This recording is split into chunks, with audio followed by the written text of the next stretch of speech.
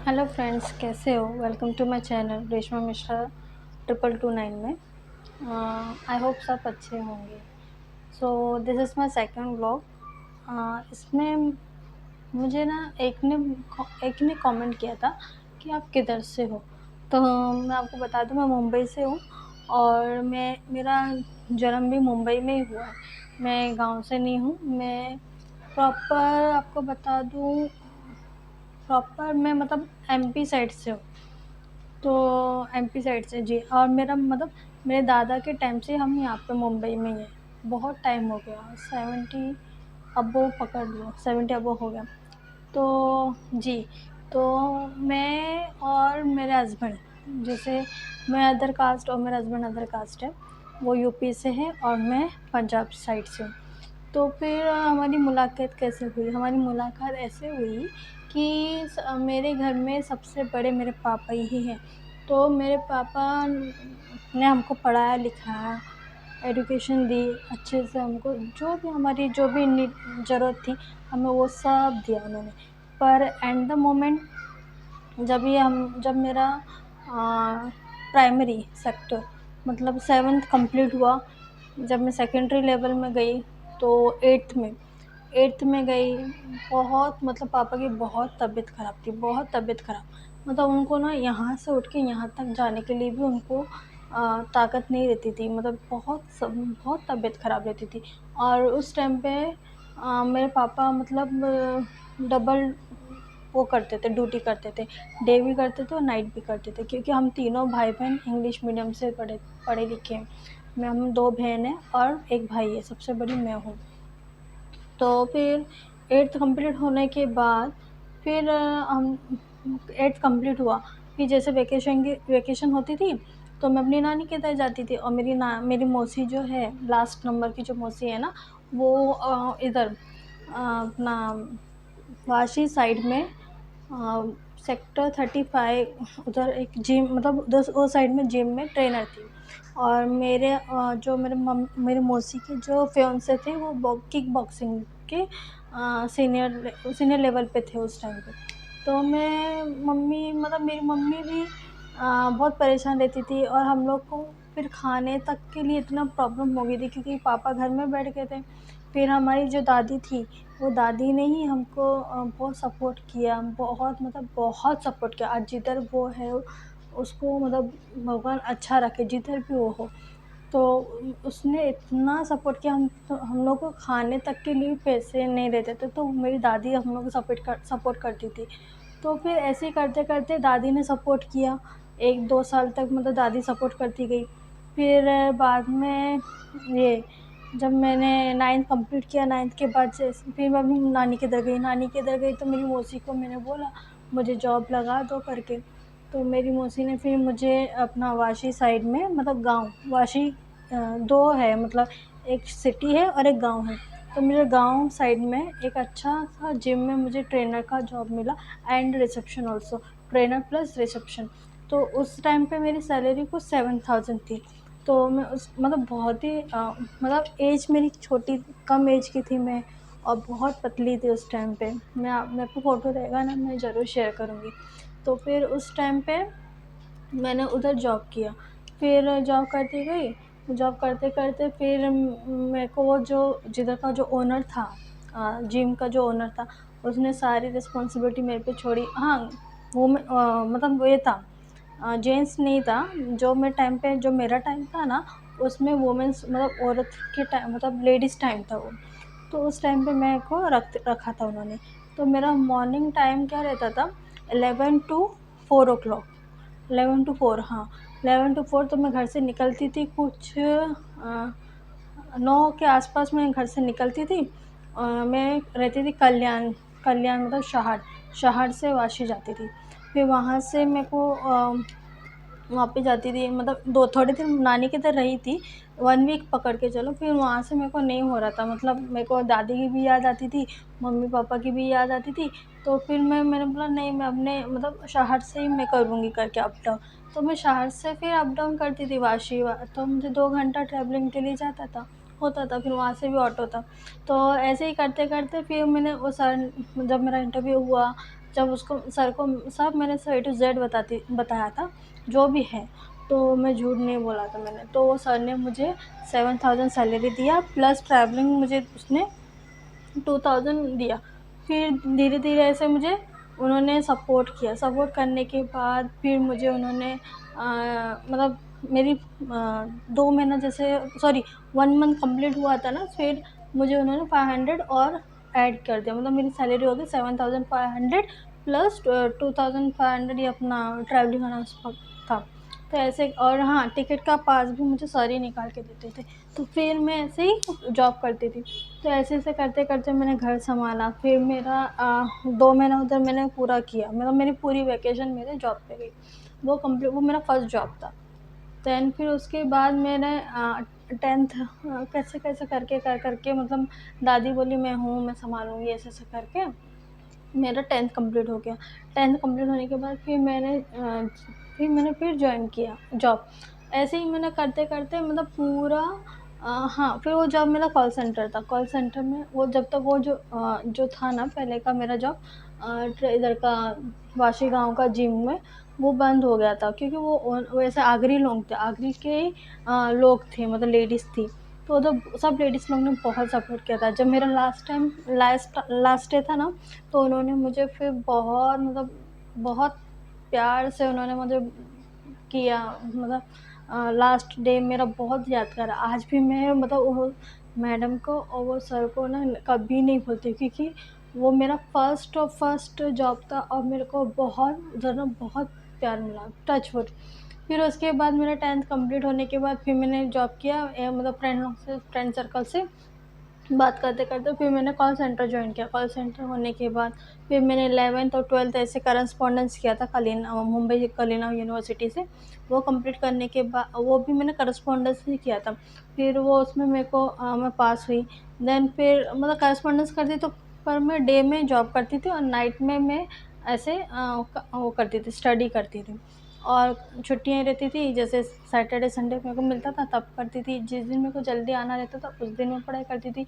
ऐसे-ऐसे कर के मैंने फिर निकाला, ग्रेजुएशन कंप्लीट किया वैसे ही। फिर मेरा ये सब मेरा फिर उसके बाद मुझे कॉल सेंटर मैंने कुछ 1 या 2 साल किया, फिर उसके बाद मुझे फाइनली बैक ऑफ़िस इंचार्ज का जॉब मिला। मतलब पहले मैंने एज़ रिसेप्शन काम किया था से इलेक्ट्रॉनिक्स शोरूम था। शोरूम में मैं बहुत बड़ा शोरूम था। कोहिनूर हो गया, DG1 हो गया, उषा एजेंसी हो गया मतलब और अपना विजय सेल्स हो गया। मैंने ये सब जगह मैंने जॉब किया हुआ है। तो पहले मैं एज़ कस्टमर केयर में थी, फिर उसके बाद मुझे रिसेप्शन का पोस्ट दिया, फिर उसके बाद मुझे लॉजिस्टिक मिला। लॉजिस्टिक के बाद फिर मुझे एज़ कैशियर मिला, कैशियर के बाद मुझे फिर ये बैक ऑफ़िस इंचार्ज का जॉब मिला, बैक ऑफ़िस इंचार्ज के बाद फिर असिस्टेंट बैक ऑफ़िस इंचार्ज मिला। ये होने के बाद फिर मुझे फाइनली एडमिन बनाया गया। एडमिन में भी मुझे एज़ क्या बोलते हैं उसको जो एज़ लॉजिस्टिक सीनियर के एग्ज़ीक्यूटिव में कुछ ऐसा जॉब वो प्रोफ़ाइल था मेरा। वो सब कंप्लीट हो गया। मेरा पूरा लगभग पूरा एक्सपीरियंस मुझे 8 इयर्स का एक्सपीरियंस था हो गया था। तो वैसे मैं जैसे-जैसे मेरी पोस्ट बढ़ती गई, जैसे-जैसे मैंने जंप करती गई तो मेरी सैलरी भी बहुत थी। तो फिर मैं सबसे घर में बड़ी लड़की थी और मैंने ही सब मतलब सँभाला, मेरे पापा का सब ट्रीटमेंट मतलब कुछ नहीं तो कुछ तो मैंने किया होगा ना।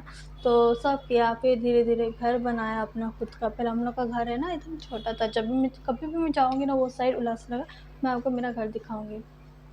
तो फिर हमारे घर में मैंने सब घर भी बनाया धीरे-धीरे करके फिर मैंने टीवी, फ्रिज और जो भी मतलब ज़रूरत होती है घर में वॉशिंग मशीन ये सब धीरे-धीरे मैंने लेती गई। लेने के वो होने के बाद फिर मम्मी को भी गोल्ड का बना के देती थी, कुछ भी मतलब बहुत ऐसे मेरे पे रिस्पॉन्सिबिलिटी थी, तो मैंने वो जो टीनेज की जो लाइफ़ होती है ना, वो मैंने नहीं जी, वो मतलब मैंने मिला ही नहीं मुझे। उसके बाद फिर मेरी मुलाकात हुई थी मेरे हस्बैंड से अपना एक शोरूम में वो परचेज़ डिपार्टमेंट में थे सीनियर एग्ज़ीक्यूटिव थे। परचेज़ में क्या बोलते हैं मतलब परचेज़ डिपार्टमेंट में सीनियर थे। तो फिर मैं थी अपना बैक ऑफ़िस इंचार्ज में थी। बैक ऑफिस की इंचार्ज थी, तो मेरे को जो भी परचेस आता था तो मैं उनसे बात करती थी। तो एक दिन क्या हुआ था कि मैंने कभी नहीं देखा था उनको, ना उन्होंने मुझे देखा, ना मैंने उनको कभी देखा। तो ऐसे ही मेरे को परचेस आया था, ब्रांड का परचेस आया था, एलजी भी आया था, पैनासोनिक भी आया था। तो उस टाइम पे बहुत बहुत लोड था, बहुत लोड था। तो ऐसे ही काम करते करते मैं स्कैन करना भूल गई थी, मेरा मतलब एक दिन मेरा भूल गई, फिर दूसरे दिन भी मैं भूल गई थी, मतलब बहुत लोड था। और जो मेरे जो अंडर थे, मतलब मेरे इंचार्ज थे, तो मेरे अंडर थे, मैंने उनका भी काम होना चाहिए था ना। अगर मैं बोलूँ ऐसे नहीं होना चाहिए था, उनको भी खुद का रिस्पॉन्सिबिलिटी था, तो वो भी भूल गए। तो ऐसे करके तो जब थर्ड डे था तो फिर इन्होंने मुझे फायर किया। बहुत चिल्लम चिल्ली की कि ऐसा है वैसा है, तुमको मैडम ये नहीं पता, तुमको मैडम वो नहीं पता। तो मैंने बोला ये भाई ठीक है, हो गई गलती, मुझसे गलती हुई, मैंने सॉरी भी बोला, मैंने सब कुछ सॉरी बोला। फिर भी इन्होंने मेरी कंप्लेंट है अपना से सीईओ से किया। सीईओ ने फिर मुझे फिर सुनाया, फिर ठीक है, फिर ब्रांच मैनेजर ने सुनाया, मैं ठीक है जाने दो। बाद में फिर क्या हुआ, मैंने कुछ नहीं बोला, मेरी गलती है, मैंने एक्सेप्ट किया, छोड़ जाने दो, ठीक है। फिर नेक्स्ट डे मेरा वीक ऑफ था, मेरा मंडे वीक ऑफ रहता था। और मंडे अपना कौन सा एलजी का आता था, मंडे मेरा वीक ऑफ था। फिर मंडे को वीक ऑफ था, तो एलजी का ब्रांड परचेस आया था, तो मैं जो कैशियर था उसने भी छुट्टी ले लिया था, और मेरी तो ऑलरेडी वीक ऑफ ही रहती थी वो वीकेंड। फिर वो सडनली क्या हुआ था ना, मेरे को कुछ प्रॉब्लम हुआ कि पता नहीं क्या इशू हुआ था, तो मैंने तो ट्यूसडे को भी मैंने छुट्टी ली थी। मैंने नहीं हो रहा है, मुझे कुछ तकलीफ थी, पता नहीं, मुझे याद नहीं आ रहा, पर कुछ तो प्रॉब्लम थी कि कुछ रीज़न था, तो मैंने वो रीज़न से अप्रूवल लिया बाकायदा, और मैंने वो मैनेजर ने मुझे अप्रूव भी किया, और मेरे जो मेरे से सीनियर है उन्होंने मुझे अप्रूव किया, हो गया। फिर वो सब होने के बाद फिर मैं घर पे ही थी, तो फिर मुझे कॉल आया, तो मुझे ये हाँ इनका मेरे हस्बैंड का कॉल आया था। फिर ये मुझे धाड़ फ़ोन पे सुनाने लगे, तो मैंने बोला सर मेरी आज छुट्टी है, मैं घर पे हूँ और मुझे पता नहीं है कि ये परचेस आया, फिर भी रुको मैं कंफर्म करती हूँ, मैं उधर की जो बैक ऑफिस में जो है लॉजिस्टिक, मैं उसको बोलती हूँ कि परचेस अपडेट करें और आपको स्कैन करके भेज दें।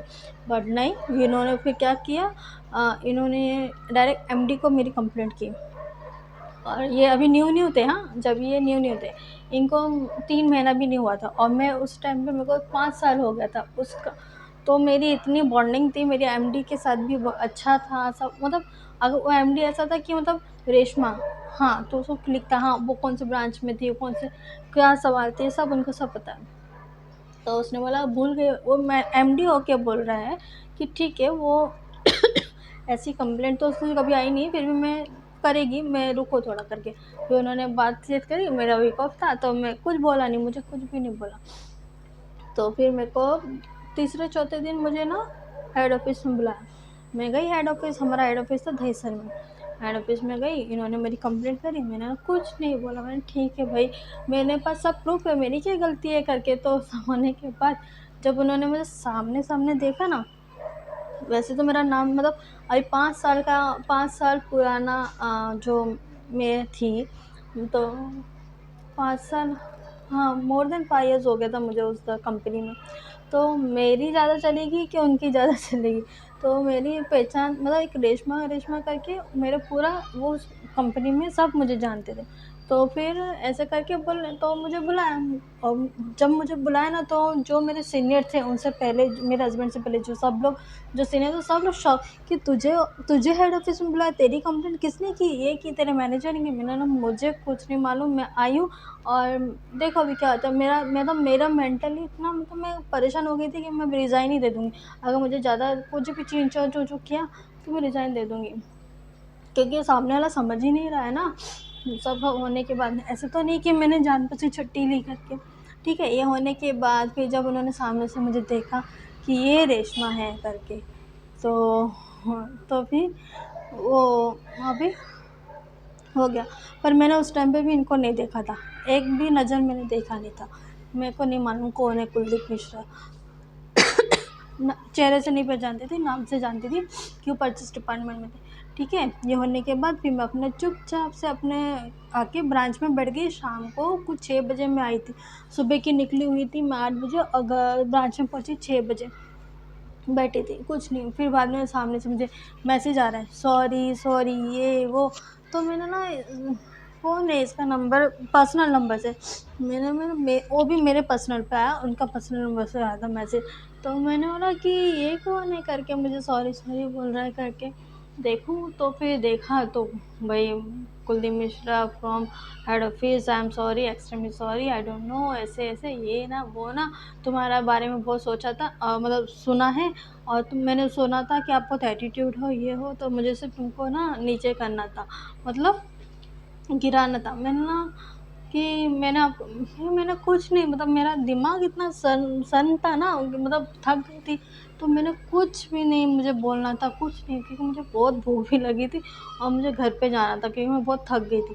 फिर ऐसे करते करते 2-3 दिन मुझे कंटिन्यू मैसेज आते थे, सॉरी सॉरी, ठीक है, इट्स ओके। फिर दूसरे दिन मैंने रिप्लाई किया, इट्स ओके, कोई बात नहीं, ठीक है, चलो हो गया, आपने जो करना था हो गया, बट जो मेरा होना था मेरा किसी ने कुछ किया नहीं। ठीक है, ये होने के बाद फिर धीरे धीरे धीरे वो गुड मॉर्निंग, गुड नाइट, ये सब मैसेज होने लगे। फिर एक दिन सडनली मेरे ब्रांच में आ गए। तो मैं क्यों आए थे, हाँ, ऑडिट के लिए आए थे, ऑडिट के लिए। ऑडिट हुआ, परचेस से मेरा सारा परचेस सब ओके था, सारा मेरा ये अपना जो भी था लॉजिस्टिक सब मेंटेन था, सब A to Z मेरा मेंटेन था। तो बाद में फिर वो ऑडिट करने के बाद वो ना अपना स्टेशन पे बैठे थे, और मेरा जाने का टाइम था कुछ 9 o'clock में निकली थी। तो 9 o'clock को मैं निकली हूँ और वो मेरे को स्टेशन पे मिले। मैं देखा पर मैंने इग्नोर किया, मतलब करके मैं अपना आगे चलने लगी। मेरी मेरी मतलब जो लेडीज़ डब्बा था वो आगे था, तो मैं आगे चलने लगी, वो पीछे पीछे। मैंने बोला मैं कुछ नहीं बोलूँगी जब तक सामने से देखते क्या क्यों बैठे हैं, क्या काम रहेगा। फिर सडनली आके मेरे को प्रपोज कर दिया उन्होंने। तो मैंने बोला यार मैं कहाँ फंसी। मेरे को ना कुछ समझ में नहीं आ रहा था, कुछ भी नहीं समझ में आ रहा था। मुझे गुस्सा भी आ रहा था और कुछ समझ में नहीं आ रहा था, और दिन भर की थकान। तो मैंने कोई रिप्लाई नहीं किया। फिर मेरे को मैसेजिंग पे कंटिन्यू, फ़ोन कंटिन्यू, मैं बहुत इरिटेट हो गई थी। अगर मैं सोच रही थी मैं कंप्लेंट करूँ, पर मैं कंप्लेंट करती थी तो मेरी ही बदनामी होती थी कि तुमने ऐसे किया, तुमने वैसे किया, जबकि मैंने कोई अपना नंबर शेयर नहीं किया था। बोलते हैं ना, अगर कोई कुछ भी होता है तो लड़की की इज्जत डाउन होती है, लड़के लोग तो कुछ भी हो, मतलब उनका कुछ नहीं बिगड़ता, कुछ नहीं, वो कुछ भी करे उनका कुछ नहीं होता। तो मेरे में ऐसे दिमाग में था, मैं अपना चुपचाप से अपना, मेरे को ये इसमें इंटरेस्ट ही नहीं था लव वेव में, ठीक है। फिर बाद में ना ऐसे ही करते करते करते करते 1 महीना हो गया। तो मैंने उनको ऐसे इतना अपने, उन्होंने अपने बारे में बताया, मैं भी बताते थे तो मैं भी ठीक है चलो भाई। जब सामने से बात कर रहे, मैंने कुछ नहीं बोला था, मैंने प्रपोजल एक्सेप्ट नहीं किया था, एज अ फ्रेंड मुझसे बात करने लगे थे। तो बताते गए अपने बारे में, फिर ऐसा सा है, मैं ऐसा हूँ, मेरा मुंबई में घर है, ये है वो है, हम लोग ऐसा सब उनके बारे में पर्सनली मैं आपको बताऊंगी, नेक्स्ट व्लॉग में बताऊंगी कि उनके फैमिली बैकग्राउंड क्या है, और वो कहाँ रहते थे, और वो क्या करते थे, और किधर कैसे कहाँ रहते थे, वो मैं आपको नेक्स्ट व्लॉग में बताऊंगी। ये तो मैं अभी अपनी जर्नी बता रही हूँ आपको। तो फिर ऐसे करते करते मैंने उनको फिर इतना ही बोला कि जब उन्होंने फाइनली मुझे बोला ना कि भाई ये करने के लिए प्रपोज़ल जो एक्सेप्ट वो कर दो, करके एक्सेप्ट करो, मैं ऐसा हूँ। हाँ, ब्राह्मण थे तो मैंने थोड़ा सोचती थी कि भाई ब्राह्मण है, चलो दारू मतलब नशा वशा नहीं है, कुछ नहीं करते हैं, अच्छा है, मतलब पूजा पाठ में ये है वो, तो ऐसे सब मेरा थिंकिंग था। तो एक दिन क्या हुआ था पता है, एक दिन है ना, मैं अपनी मौसी के इधर गई थी, मम्मी के साथ गई थी सोनार के पास, कुछ चीज़ बनाने गई थी मैं। तो मेरी छुट्टी थी, मतलब वीक ऑफ था मेरा। गई तो हाँ हाँ याद है, वो पहनता है ना गुस्से का मनी, मनी बनाने के लिए गई थी दो अपना। तो मैं मनी बनाने गई थी, मम्मी की भी एक चीज़ बनाना था, हम लोग ऐसे प्लानिंग करके हम लोग थाना में गए थे सोनार के पास। तो वो सोनार के इधर जब गई ना मैं, तो सोनार का जो कोई तो एक मतलब कोई तो था, सोनार ही था वो भी, पर वो बैठा हुआ था। तो उसने ना वो बताता था, मतलब राशि ऐसे हाथ देख के बताता था। तो मेरी मौसी बनने लगी कि भाई सोना क्या बोलते हैं, अंकल ही बोल रहे थे, मुझे याद नहीं आ रहा। तो बोला अंकल ये मेरी बड़ी भांजी है, इसकी ना अभी शादी का बातचीत चल रही है, तो एक बार इसका हाथ देखो करके। तो उन्होंने मेरा सिर्फ हाथ देखा, ऐसे पूरा पढ़ा, फिर बोले कि नहीं इनकी शादी है ना कोई ब्राह्मण से होगी, तुम्हारे कास्ट में नहीं होगी, अदर कास्ट में होंगे और वो ब्राह्मण रहेगा। तो मैंने बोला फर्स्ट मतलब मैंने नहीं दिखाया, मेरी मौसी ने दिखाया था उनको मेरा हाथ ऐसे, तो सामने से तो उसने सब मेरे को सब बताया ब्राह्मण रहेगा। और टच बोला, मैं झूठ नहीं बोल रही हूँ, ये सच्ची बात है। वो अंकल ने बोला ब्राह्मण रहेगा, अदर कास्ट में शादी होगी और ये बहुत मतलब अच्छे से रहेंगे इन लोग करके, और योग्य भी बन रहा है, और इसकी शादी है ना इसमें ये टाइम में होगी करके। फिर मैंने इनको नहीं बताया था। मेरी मम्मी बोलती है हम लोग तो नॉनवेज खाने वाले लोग हैं, इसकी ब्राह्मण में कैसे होगी। ऐसे ऐसे करते करते 2 महीना हम लोग का बातचीत में हो गया। मैंने फिर भी एक्सेप्ट नहीं किया था इनका प्रपोजल। बाद में फिर मैंने इनको बहुत मेरे पीछे पड़ रखे थे बहुत, कि भाई मेरी तबीयत ख़राब है, मैं ऐसा हूँ क्या हूँ, मैं वैसा हूँ। मैंने ठीक है, अगर आपको ऐसे मेरे से ही करना है, तुमने ठान ही ली है, तो मेरी मौसी है जो ना अपना कोपर खराने में रहती है, वही वाशी वाली मौसी है ना, तभी मेरी मौसी कोपर खराने में रहती थी रेंट पे। अभी उनका खुद का घर है इधर अपना वाशी में, पहले कोपर खराने में रहते थे। तो मैंने कोपर खराने में मेरी मौसी उससे बात करूँ, तो इन्होंने क्या किया, नंबर लिया, मैंने ही नंबर दिया था, नंबर लिया और डायरेक्ट फ़ोन विन किया। और मेरी मौसी तो पहले से ही फ्री माइंडेड थी, क्योंकि मेरी मौसी पंजाबी और मेरे मौसा जो थे वो साउथ इंडियन, तो पहले से फ्री माइंड थी वो, उसको कोई प्रॉब्लम नहीं है, लव मैरिज करो पर अच्छा करो, देख के करो। तो बातचीत हुई, बोला ठीक है तुम एक काम करो, उसकी मम्मी पापा का ना एनिवर्सरी, आप आ जाओ मेरे घर पे। तो ये तो मैं एनिवर्सरी के दिन बता, मैं उस दिन जिस दिन मेरे मम्मी पापा की एनिवर्सरी थी, उस दिन मैं ना काउंटर पे बैठ के काम कर रही थी, ठीक है, और ये उधर जाके एनिवर्सरी बना रहे, और वहाँ मेरे मम्मी पापा सब लोग पूरे ये कौन है, सब लोग जो भी थे, मेरी बड़ी मौसी, जो भी मेरी नानी मौसी सब आए थे ना, तो ये कौन है, ये कौन है। तो मेरे वो मौसा जो बोलते थे ये मेरा दोस्त है, मेरा दोस्त है। फिर हाँ ठीक है। फिर ऐसे करते करते बातचीत हुई, मौसी ने बोला, फिर मौसी ने मेरी मम्मी को दूसरे जब फिर वो गिफ्ट दे के और सेलिब्रेट हुआ, केक कटिंग होने का, फिर वो चले गए थे मेरे हस्बैंड। फिर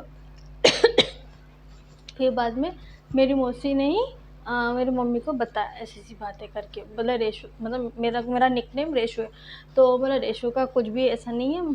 तो उसने ही मुझे बोला कि मौसी ये लड़का ऐसा है, इससे बात कर लो, अगर तुमको ठीक लगे तो ओके, अदरवाइज कोई वो नहीं है। बाद में मम्मी ने थोड़ा सोचा ये वो, फिर पापा ने इंटरेस्ट दिखाया, क्योंकि मेरी भी शादी होने के लिए बातचीत चालू थी ऑलरेडी, मेरे को भी ऑलरेडी 2-3 रिश्ते आए थे। पर मुझे भी ना अपने कास्ट में नहीं करना था, क्योंकि थी कुछ प्रॉब्लम मेरी ऑलरेडी, मतलब बहन को देख के, मेरी चाची, मतलब बोलते हैं ना ऐसे एक दूसरे को देख के फिर डर लगता था कि भाई ऐसा मुझे नहीं मिले, ये नहीं वो, मतलब था वो सेम। पी के आना, मेरे एक चाचा थे वो पी के आते थे, फिर चाची को मारना, गालियाँ देना। और एक बार मेरी मौसी के साथ भी ऐसे हुआ था कि मेरा मौसा भी एक बार आए थे, मारा। तो मुझे सब नहीं पसंद था। मेरे फ्रेंड सर्कल में भी थे 3-4 लेडी फ्रेंड थी जिन्होंने शादी करी, लव मैरिज की, पर ऐसे ऐसे लड़के थे कि खा पी के मतलब मारना पीटना, फिर उनको परेशान करना, मुझे नहीं पसंद ये सब मुझे नहीं पसंद था। तो फिर वो ऐसे ऐसे करते करते फिर मेरे पापा ने उनसे बात करी, सब होने के बाद फिर मेरे पापा ने बोला कि भाई मैं ये 2 साल में करूँगा शादी, अगर तुम ना ऐसा सा मेरी ये सब टर्म कंडीशन है, तुम कर दो तो हो गया तो ठीक है। बाद में ऐसे ऐसे करके इन्होंने खुद का घर लिया मुंबई में, खुद का घर 1 BHK लिया था, वो भी मेरे नाम पे, नहीं मेरे नाम पे नहीं, खुद के नाम पे लिया था, और बोलते हैं ना वो नॉमिनी में थी। ये होने के बाद फिर पापा ने सब पेपर पढ़ के सब देखा, तो ओके। फिर उनसे पूछा कि तुम्हारे रिलेटिव्स आएंगे कि नहीं आएंगे, तो उन्होंने बोला मेरे मामा मामी हैं, मेरे मामा मामी आएंगे। फिर हम लोग ऐसे फिर मामा मामी से मीटिंग हुई, मेरी बुआ भी आई थी। तो मेरी बुआ रहती है अंधेरी में, तो उन्होंने भी बातचीत करी, बोला कि भाई लड़का तो अच्छा है, ये है वो है। और पंडित जी से भी बात करें तभी भी उन्होंने बोला अच्छा है। तो ऐसे ऐसे करके हमारी फिर शादी हो गई। शादी हो गई और अच्छे से हुई, धूमधाम से हुई। ऐसे नहीं कि मतलब भाग के शादी करी, कोर्ट मैरिज करी, ऐसा कुछ नहीं है। बाकायदा हमारे कार्ड छपे हैं, हल्दी लगी है और सब रस्म से हुआ है। हाँ, उनकी तरफ से क्या प्रॉब्लम हुई थी, उनके पेरेंट्स क्यों नहीं आए और ऐसे सब क्या जो भी था उनके बारे में, वो मैं आपको, कहाँ रहते थे, कैसे रहते थे, अकेले रहते थे, कौन किसके साथ रहता था, हॉस्टल में रहते थे कि पीजी में रहते थे, जो भी है उनके बारे में मैं आपको नेक्स्ट व्लॉग में बताऊंगी। तो ऐसे हमारी शादी हुई और हम इधर हाँ, मेरे कोई नहीं, सासू जैसे मामा मामी थे उन्होंने शादी करवाई, विदा हुई। फिर उसके बाद हम दूसरे दिन से फिर हम लोग रहने लगे साथ में। और कुछ रस्म नहीं हुई हमारी, तो मतलब यहाँ जैसे ससुराल में आते हैं, बहू आती है तो जैसे वो होते हैं ना, पंख फेरे होते हैं, जो उसके बाद होते हैं, वो कुछ नहीं हुआ था। बस ऐसे ही हो गया था, शादी हो गई। फिर हम यहाँ पे रहने लगे। फिर कोविड चालू हो गया था। कोविड चालू होने तो उनका भी वर्क फ्रॉम होम, फिर मेरा भी वर्क फ्रॉम होम चालू हो गया था। हाँ, फिर मेरी शादी हुई थी 20 फ़रवरी 2020 में। 20 फ़रवरी 2020 में हुआ था मेरी शादी। तो उस टाइम पे नेक्स्ट फ़ेब में हुआ। तो मार्च अप्रैल में भी कोविड लग गया था। कोविड के बाद फिर हम घर में ही थे, घर में से वर्क फ्रॉम होम करते थे। फिर वर्क फ्रॉम होने के बाद और वीओम तो मुझे 2022 में हुआ, 2 साल के बाद हुआ। और मेरी प्रेगनेंसी कैसी गई, शादी मेरी कैसी आगे बढ़ी, वो सब मैं आपको नेक्स्ट व्लॉग में बताऊँगी। Thank you. कैसे और कैसे हमने हैंडल किया सब A to Z, सब मैं आपको नेक्स्ट व्लॉग में बताऊँगी। Thank you so much. Bye.